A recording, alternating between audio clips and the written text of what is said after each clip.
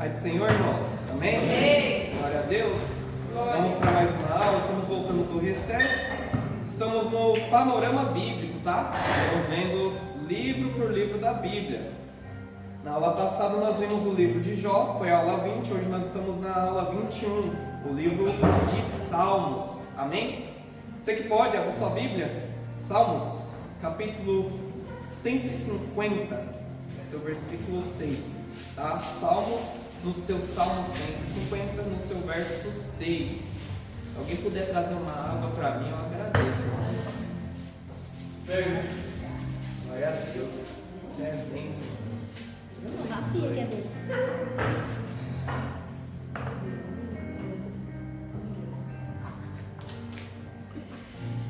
Salmo 150, versículo 6 diz assim: todo ser que respira, louve ao Senhor. Aleluia. Amém, irmãos? Salmos, irmãos, em hebraico, o título seria Terrilim. Eu acho que é essa a pronúncia, tá? Não sou muito bom em hebraico, não. Que significa louvores, tá? Em grego, seria psalmoi, né? Segundo a Septuaginta, né? E significa cânticos acompanhados de instrumentos de corda, tá? Nem todos os salmos eram cânticos acompanhados de instrumentos de corda, mas esse é o título que deram, né, ao livro de Salmos.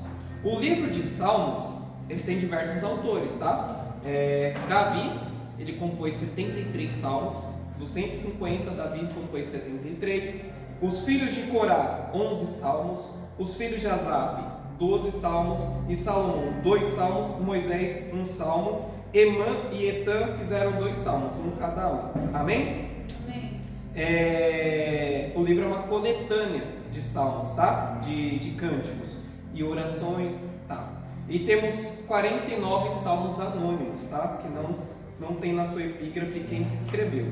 A data de escrita dos salmos começa desde Moisés, tá? Moisés, vamos dizer, é o primeiro salmista nessa coletânea de salmos, tá? Fora desses autores, dos anônimos, Moisés, Davi, os filhos de Asaf, filhos de Corá, temos também outros salmos que não entraram no saltério, tá? Temos o salmo de Ana, temos o salmo de Miriam, temos o salmo de Abacuque.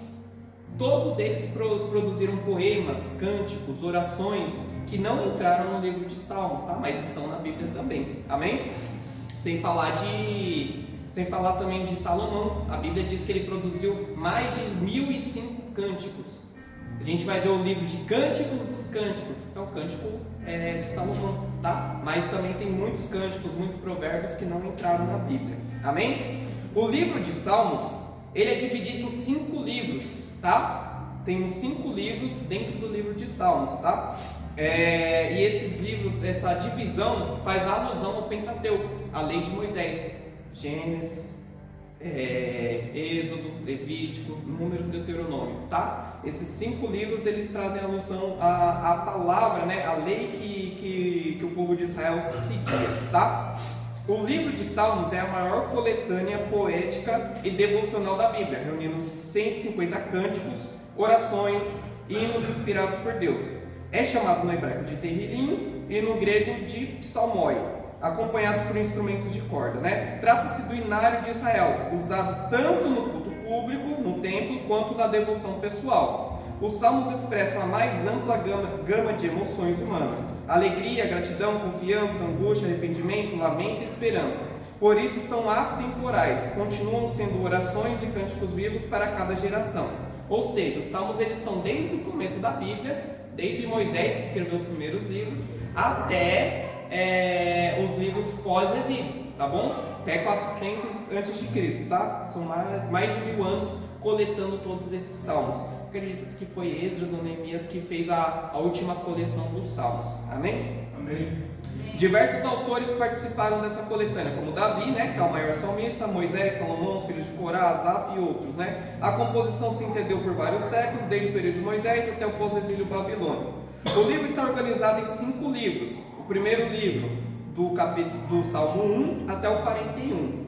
O segundo livro, dos 42 até o 72. O terceiro livro, dos 73 ao 89. O quarto livro, do 90 ao 106. E o quinto livro, do 107 ao 150. Como que é feita essa divisão? Nos próprios salmos, vocês podem ver na epígrafe dos salmos. Alguns têm o título, alguns têm o autor, alguns têm qual instrumento deve ser usado. Para os instrumentos de corda, para os instrumentos de sopro. Alguns salmos têm escrito isso.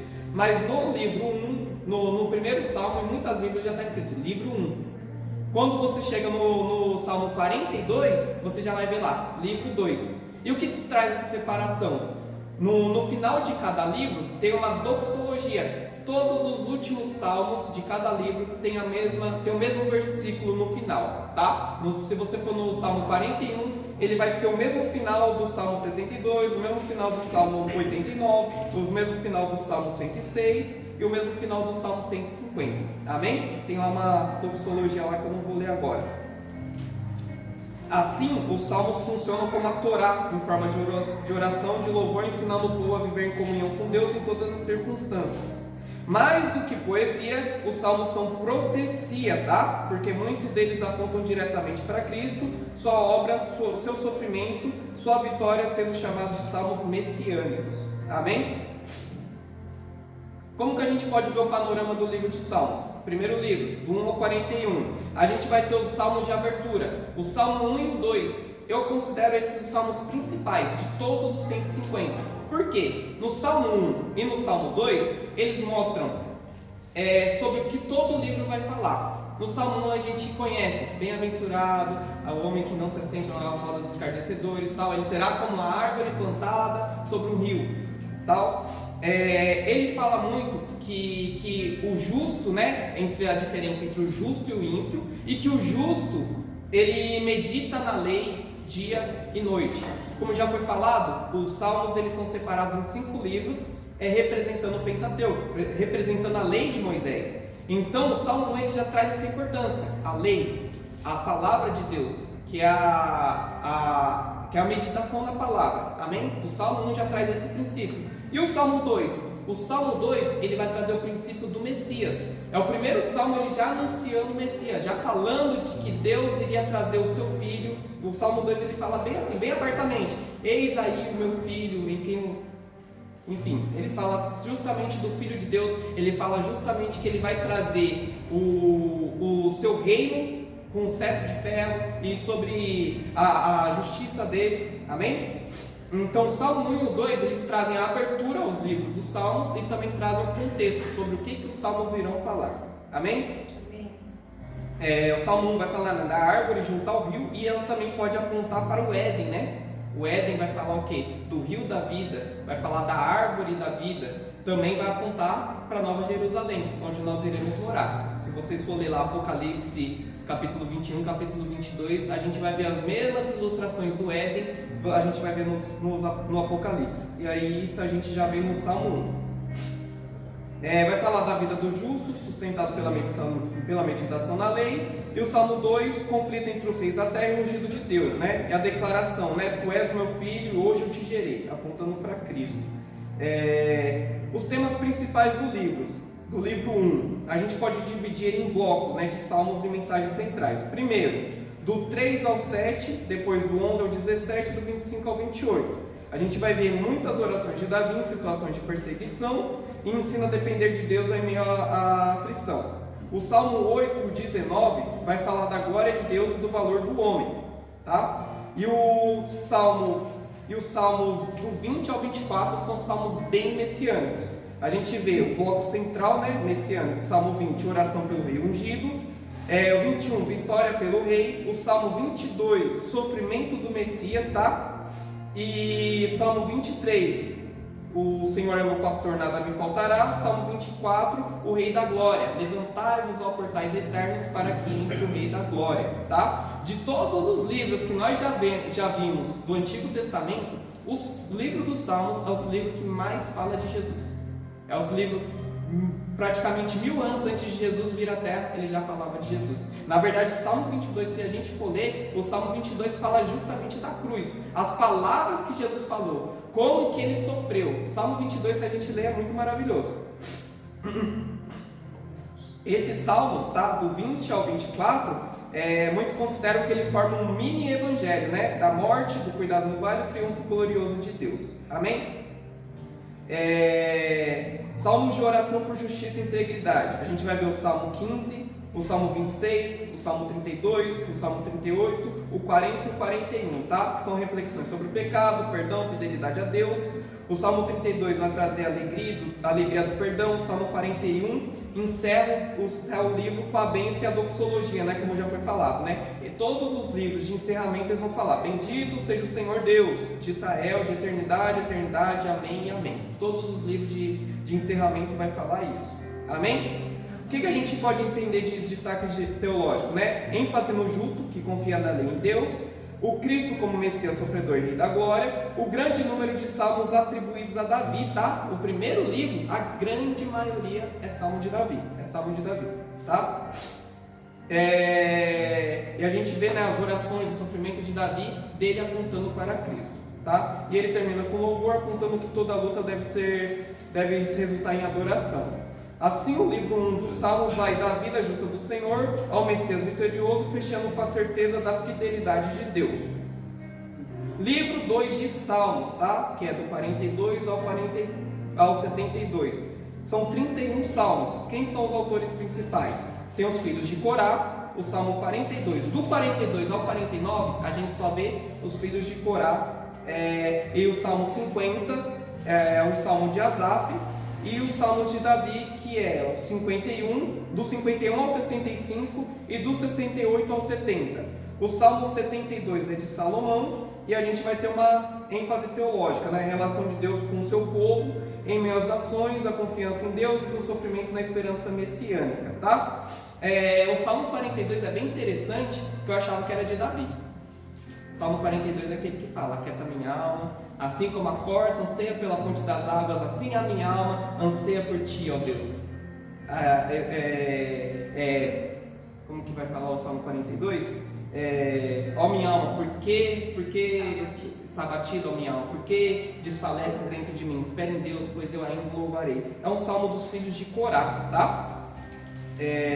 Então assim, a estrutura do livro 2 é bem parecida com o livro 2, com o livro 1, tá? Mas porém a gente vai ver mais salmos misturados. O livro de Corá, 42 e 43, né? O clamor de quem tem sede de Deus, como o cervo pelas águas, fala da alma batida, mas de esperança, né? E também fala para esperar em Deus. Salmo 44 também é de Corá, tem uma queixa nacional. O Salmo 45, bom, no material didático vocês vão conseguir ver o resumo de todos os salmos, tá? Para a gente não estender muita aula, eu vou resumir aqui, tá? A gente vai ter os salmos de Corá até o 49, Salmo 50 é um salmo de Asaf, o Salmo 51 é o salmo de confissão do pecado de Davi, tá? Quando Davi ele pecou com Batseba, ele ao invés de querer se esconder igual fez Saul, ele confessou. Ele fez um Salmo 51, a gente vai ver: diante de mim estão os pecados, Senhor, diante de ti eu pequei, desde o ventre da minha mãe eu tenho pecado, tira tudo de mim, menos o teu espírito, eis aqui o meu coração quebrantado. Se o Senhor quisesse sacrifícios de bois eu te ofereceria, sacrifícios de carneiro eu te ofereceria, mas eu sei que de sangue o Senhor não se agrada, mas um coração quebrantado, esse o Senhor não negará, esse o Senhor não rejeitará. Salmo 51, Salmo de Davi, tá? Esse é um salmo que é um dos meus favoritos.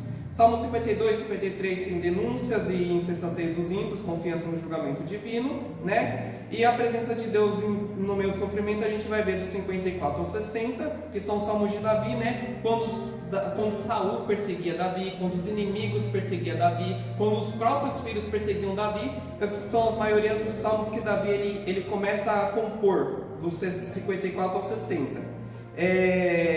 61 fala da confiança no abrigo nas asas de Deus. 62, só em Deus a alma encontra descanso. 63, desejo ardente pela presença de Deus no deserto. Em quarto lugar, a gente vê a vitória sobre os inimigos e o louvor ao rei. O Salmo dos 64 ao 67, a gente vê clamor contra os inimigos, seguidos por louvor pela vitória e bênção universal. A gente vai ver muitos salmos que falam disso, tá? No Antigo Testamento a gente vê muitas batalhas, muitas guerras, o rei representando o povo, né? Até mesmo representando a mão de Deus sobre os inimigos representando, né, o mundo espiritual. No Antigo Testamento a gente vê muito disso. Então no livro dos Salmos a gente vê muito disso também. A gente vai ver a vitória sobre inimigos, né? Deus fortalecendo exércitos, Deus fortalecendo reis, Deus fortalecendo o seu povo, Deus dando vitória, Deus fazendo milagres. Amém? Salmo 69 é um salmo de Davi, é um salmo messiânico, né? Fala sobre o Messias sofredor, tá? E ele é citado no Novo Testamento, em João e em Romanos, tá? Salmo 70, pedido urgente de livramento, tá? Conclusão. O Salmo 71 tem a oração do idoso pela fidelidade contínua de Deus, tá? E o Salmo 72 é o rei ideal, aponta claramente para Cristo, filho de Davi, que reinará com justiça e paz até os confins da terra. E aí a gente vê aquela doxologia de novo, né? O Senhor, Deus de Israel e tal. O livro 2 tem os destaques no material didático, depois a gente vai ver eles, tá bom? Assim, o livro 1 focava mais no indivíduo, na vida devocional, confiança pessoal, e o livro 2 amplia a visão para o povo, para as nações, com forte ênfase messiânica e escatológica, tá? O livro 3, do 79 ao 89, são 17 salmos. Os autores principais, Asaf, tá? 73 ao 83, tudo salmo de Asaf, que vai falar de crise de fé. Os salmos dos filhos de Asaf, eles são mais relacionados ao período do exílio, quando o povo foi cativo pela Babilônia. Lembra-se? Jeremias profetizou, Isaías profetizou, os reis foram cativos, o povo foi cativo para a Babilônia, Jerusalém foi destruída, os muros foram destruídos, o templo foi destruído. Então a gente vai ver muitos salmos de lamento no salmo de Asaf, muitos salmos de ímpios prosperando, mas de Asaf tendo, né, os seus olhos voltados a Deus, para que não venha a cair, para que não venha a tropeçar. O Salmo 73 é um dos meus favoritos também, tá? Temos salmos de Davi também, tá? Salmo 86, Salmo 101, tá? É bem interessante esses salmos de Davi no livro 3, que os salmos de Davi eles falam muito do templo, mas Davi não viveu na época do templo. Davi desejou construir um templo, mas Deus não permitiu que ele construísse, pediu que o seu filho construísse, né? Salomão. Então os salmos que Davi vai falar sobre o templo, ali é Davi já apontando, né, profeticamente para o templo celestial. Amém?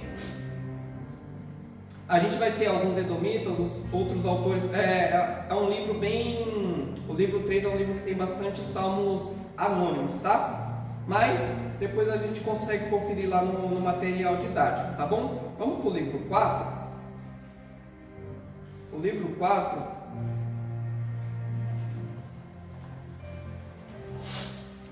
O livro 4 é de Salmo 90 até o 106, são 17 salmos. Autores principais, tem Moisés, Salmo 90, o Salmo de Moisés é o único atribuído a ele, tá? Temos Salmos de Davi, o 101, 103, 104 e alguns anônimos também, 91, 92, 95, do 95 ao 100, do 105 ao 106, tá? A ênfase desse livro é a eternidade, tá? Eternidade, soberania de Deus, confiança no povo, imensa estabilidade, louvor, gratidão, criação e fidelidade histórica, tá? O Salmo de Moisés é bem interessante, ele fala sobre a brevidade da nossa vida, tá? E a eternidade de Deus. Ele vai falar, né? Antes que os montes nascessem ou formassem da terra e o mundo de eternidade em eternidade, tu és Deus. Mas ele vai falar que o homem, quando vive 70 anos, já chegou ao seu cansaço. Quando vive 80, já é enfado. Interessante. Mas Deus ele fala, né, lá em Gênesis, no seu capítulo 6, que a idade do homem seria 120 anos. É a idade máxima. A gente vê pessoas chegando a 110, 115, quando chega a 120 não dá mais. É a idade do homem. Antigamente a gente via Adão, Matusalém, todos esses descendentes chegando a 900, 800, 600 anos. Então em Êxodo capítulo 6 antes do dilúvio, Deus já decreta, né? A idade do homem será 120 anos. Moisés, ele desfrutou disso, ele viveu até os 120, mas ele fez o salmo de 70, que de 70 é a idade ideal. Passou disso, já é cansaço. Mas assim, Moisés, ele pegou para peregrinar com o povo dos 80 para frente, por isso que ele falou, dos 80 para frente é cansaço. Foi aí a prova dele, amém? Mas Deus tem uma promessa de longevidade até os 120 anos. E quando estivermos com Ele, teremos a eternidade. Amém? Salmo 91. Quem não conhece? O Salmo 91, eu brinco, né, que eu visito várias casas e a gente chega lá nas casas da pessoa, tá lá a Bíblia aberta, o Salmo 91. Tá até amarelada a página, as outras tá novinha, mas o Salmo 91 tá lá aberto, claro. Como diz no próprio Salmo 91, 1000 cairão ao teu lado, 10.000 à tua direita, mas você não será atingido. Tem 1000 salmos de um lado, 10.000 do outro lado, mas é só 91. E mesmo no 91 o pessoal não pratica, né? A gente vai ver alguns convites para oração coletiva, né, do 95 ao 100, 96, 98, louvor pelas obras de Deus, promessas de juízo justo e o messianismo escatológico, né? A gente vai ver alguns salmos imprecatórios, tá? Salmos imprecatórios é quando o salmista ele pede a justiça de Deus, o juízo sobre os seus inimigos, tá? A gente já não busca mais os salmos imprecatórios da maneira que o pessoal fazia no Antigo Testamento, tá, irmãos? Nós temos também em destaque o Salmo 90, né? Que é o Salmo de Moisés, o Salmo 91, de 105 a 106, a história de Israel como preparação para a redenção em Cristo, tá?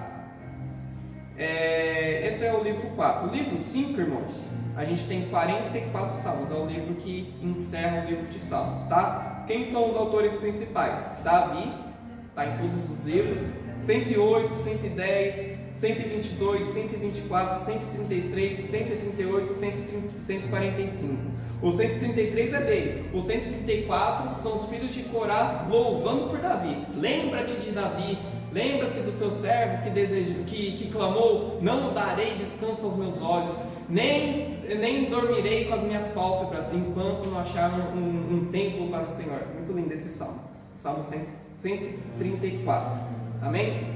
Os salmos de Corá, 108, 110, 120 e o 134, tá? E que são conhecidos, né, como os cânticos de peregrinação. Alguns chamam de cânticos da escada, né? Eu acho que faz mais sentido cânticos de peregrinação. Temos de Asaf e outros salmos não têm autoria explícita, tá? A ênfase no último livro é louvor. A ênfase no último livro é louvar a Deus, louvor universal, ação de graças e fidelidade a Deus e a peregrinação espiritual e messiânica, tá?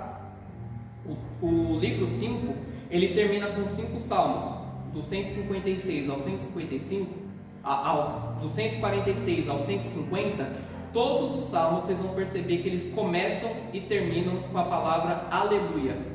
Aleluia, aleluia. Todos os salmos, o 146, 147, 148, 149 e o 150. A palavra aleluia, que nós damos aleluia, damos glória a Deus o tempo todo, ela é uma ordem para darmos glória a Yah. Aleluia.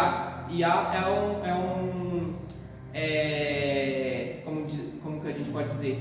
É como seria o nome de Deus, mas resumido, tá? É como eles chamavam a Deus, tá? Aleluia. Toda vez que vocês falarem aleluia, vocês estão falando deem glória a Deus, deem glória a Deus.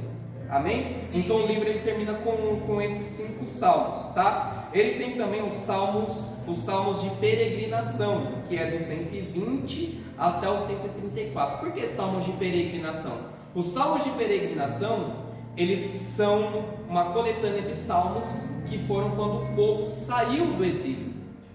Alguns durante o exílio e outros quando eles voltaram do exílio, tá? Os salmos de peregrinação, eles são bem importantes porque, na verdade, a coletânea dos 5 livros de salmo, de todos os 150 salmos, eles são com a intenção das pessoas terem a Bíblia, a palavra de Deus, a história de Israel toda decorada, aonde eles estiverem, mesmo sem templo, mesmo sem o tabernáculo, mesmo sem poder fazer os sacrifícios, igual eles estavam peregrinando na Babilônia, igual eles estavam cativos, eles não tinham o templo deles, eles eram obrigados a adorar estátuas, a adorar outros deuses, a adorar os reis, né? Nabucodonosor, o rei Ciro, todos esses deuses, eles ainda tinham os louvores, eles ainda tinham as orações, eles ainda tinham os clamores na boca deles. Como assim? Por que isso? Porque os salmos, por serem cânticos, por terem um ritmo, por terem uma melodia, os salmos são mais fáceis de decorar. Se eu perguntar para você se você sabe o Salmo 91 de cor, talvez você não saiba. Mas se eu começar a cantar aquele que habita no esconderijo do Altíssimo, você vai cantar ele inteiro. Porque com um ritmo é muito mais didático, é muito mais fácil da gente se lembrar. Então o livro dos Salmos, ele era como se fosse o templo, ele era como se fosse a história de Israel, ele era como se fosse a liturgia do culto portátil, dentro do coração da pessoa, dentro da mente, dentro da alma da pessoa, em que não importa aonde os inimigos levassem ele, não importa a situação, eles tinham a palavra de Deus gravada em seus corações, eles tinham a palavra de Deus, eles tinham as orações, eles tinham os clamores gravados em seus corações. Amém?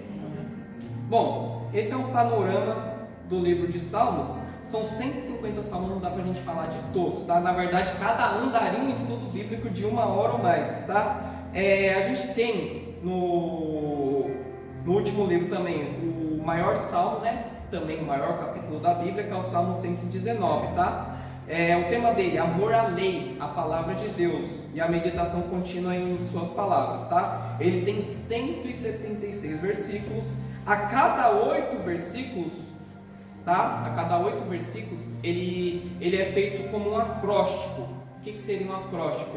É quando você pega uma palavra e vai escrevendo com cada letra daquela palavra, você faz um texto. Então ele é um acróstico do alfabeto hebraico, são 22 letras, tá? Então a cada 8 versículos a gente vai ter o começo com uma nova letra, tá? Se você pegar o Salmo 119 na sua Bíblia, provavelmente você vai ver lá o começo lá, Aleph, aí começa o Salmo, 8 versículos, aí vai ter lá, qual que é a segunda letra, Barão? Bet.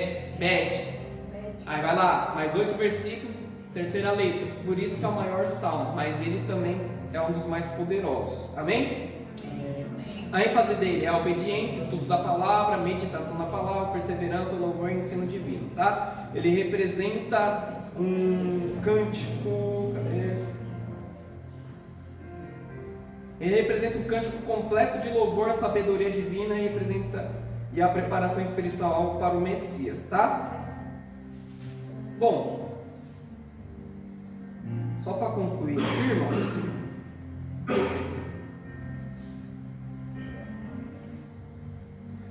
os pontos principais do livro de Salmos. A gente, como já foi falado, adoração em todas as circunstâncias, tá? Do lamento à celebração, os Salmos ensinam que podemos e devemos adorar a Deus em meio à dor, ao medo e à alegria e à vitória. O que a gente vai ver também no livro de Salmos, se você ler o livro de Salmos corrido, é cansativo, tá? Mas se você ler, você vai ver que os primeiros salmos, até o último livro, que é o livro 5, é mais lamentação, clamor, pedido a Deus por misericórdia, do que adoração. Mas no último livro, a gente vai ver muito mais adoração do que os clamores, tá? do que as batalhas espirituais, né? E assim na nossa vida também. Primeiro a gente clama, para depois a gente adorar, para depois a gente glorificar a Deus, tá? A gente vê nos Salmos expressão honesta das emoções humanas diante de Deus. Tem Salmos, por exemplo, o 84, se eu não me engano, que a gente até se assusta, porque a gente vê ali uma pessoa desolada, uma pessoa ali que não vê esperança nenhuma, mas todos os Salmos a gente vê a mão de Deus, né, operando sobre nossas vidas, tá? A gente vê a centralidade da palavra de Deus, né? O Salmo 119, o Salmo 1 vai falar bastante sobre isso, tá? A importância do arrependimento, do perdão. Salmo 32 fala muito disso, né? Enquanto eu escondi o meu pecado, os meus ossos secaram. Salmo 51 também, né? Já foi falado, que é o salmo de arrependimento de Moisés. Deus como um refúgio e fortaleza, Salmo 18, Salmo 27, Salmo 46, Salmo 91, tá? E a realeza do Messias. A maioria dos salmos vai falar de Jesus, vai falar do Messias. Amém? Amém. Os salmos messiânicos, falando neles, são aqueles que apontam profeticamente para o Messias, para Jesus Cristo, né? Seja por palavras diretas, por símbolos ou pela aplicação posterior no Novo Testamento, tá? Muitos desses salmos são citados diretamente por Jesus, tá? Ou pelos apóstolos para afirmar que ele é o cumprimento da esperança de Israel, tá? Concluindo, o livro de Salmos é o maior livro da Bíblia, com 150 capítulos, né? 150 salmos, sendo também o mais lido, tá? Se você for ver qualquer estatística, qual o livro mais lido da Bíblia? É o livro de Salmo, tá? E recitado ao longo da história. Ele combina profundidade teológica, intensidade devocional e beleza poética, servindo como manual de oração, adoração e ensino para todos os crentes, tá? É o livro do Antigo Testamento que mais aponta para Cristo e o que mais é citado no Novo Testamento, tá? Jesus, os apóstolos, em suas pregações, eles citam outros profetas. Você vai ver lá em Atos 2 que Pedro ele vai citar o profeta Joel. Você vai ver que Jesus ele cita o profeta Isaías, né? O Espírito do Senhor está sobre mim. Mas das citações, das pregações de Jesus e dos apóstolos, o livro dos Salmos é o mais citado, tá? E também interessante que o próprio Jesus, né, ele louvava, né, vai dizer que no Getsemane ele e os apóstolos cantaram hinos, e na cruz também ele louvou um salmo. Alguém sabe dizer qual salmo que Jesus louvou? O que Jesus vai dizer em aramaico, que vai dizer a Bíblia? Eloi, Eloi, lama sabachthani. Isso daí está lá no Salmo 22. Está lá no Salmo 22, tá? Depois vocês conferem, fica até de lição de casa. Interessante também a importância de Davi, tá? Nos Salmos. Davi é o principal compositor dos Salmos. Ele não fez a maioria, mas ele é o maior compositor. Se ele tivesse feito 3 salmos a mais, ele teria sido a maioria, porque ele fez 73, são 150, metade de 150 é 75. Se ele tivesse feito 76, era a maioria. Mas se a gente for perceber, antes de Davi só tem um salmista, Moisés. Todos os outros salmistas que a gente vai ver aqui, tirando os anônimos, todos os outros salmistas, os filhos de Corá, os filhos de Asaf, Salomão, filho de Davi, todos os outros salmistas são pós-Davi. Não é à toa que a gente vai ver no livro de Crônicas que Davi institui o louvor no templo, né? No caso, na época de Davi, eram as tendas. O Davi institui o louvor. Ele instituiu os filhos de Corá. Ele instituiu os filhos de Asaf. Não é à toa que se a gente for ver os salmos de Asaf, os salmos de Corá, são salmos parecidos com os de Davi. Então Davi, ele, além de ser o maior salmista, ele é inspiração para os outros salmistas. Amém? Não é à toa que é chamado homens conforme o coração de Deus, não é à toa que Jesus é chamado de filho de Davi, porque Davi apontava para Cristo o tempo todo, desde os salmos, desde a vida dele, desde tudo. Amém? Sua influência é clara nos demais compositores. Os salmos eram usados como cantos de dados, facilitando a memorização da lei e dos princípios de adoração, servindo tanto para estudo quanto para a prática devocional. É bem interessante também que os salmos são bem proféticos, né? Eles apontam para Cristo, apontam para realidades do fim dos tempos, do dia do Senhor, escatológicos. A gente vai ver bastante salmos assim, tá? Não é à toa que Davi, se eu não me engano, em segundo Crônicas, capítulo 26, vai falar que eles profetizavam com as harpas. Não é que eles louvavam com as harpas, não é que eles cantavam com as harpas, mas que eles profetizavam com as harpas. Então o livro de Salmos é um livro muito profético, tá? A gente vai ver também um livro, resumindo, no final, o livro de Salmos é o maior e mais lido livro da Bíblia. É uma referência central para oração, adoração e para estudo. É uma obra messianicamente orientada e prepara o povo para Cristo, tá? É um manual didático para memorizar, internalizar a palavra de Deus através de cânticos e poesias. Ele é um guia espiritual que vai da criação à restauração, da queda à esperança e do sofrimento à adoração plena, tá? Davi, como principal compositor, deixa uma marca profunda, influenciando todos os outros autores do Saltério e toda a tradição de adoração de Israel. Além disso, é importante lembrar que foi o livro de Salmos, em sua forma final, foi compilado após o exílio, tá? Por isso ele pode ser compreendido como um templo portátil, ou um Éden, né? Ou mesmo a Nova Jerusalém, tá? Mesmo sem o espaço físico do tabernáculo ou do templo, o povo que carregava os salmos consigo podia orar, clamar, oferecer sacrifícios de louvor e buscar a Deus em qualquer lugar. Assim, os salmos funcionam como um ambiente sagrado, acessível, apontando para o Éden perdido, para o templo de Davi e de Salomão e também para a esperança da Nova Jerusalém. Acima de tudo, para Cristo, no qual a presença de Deus habita plenamente. Amém, irmãos? Esse é o estudo de hoje. Por enquanto, esse é o livro de Salmos. Até a próxima aula. Deus abençoe a todos. Amém?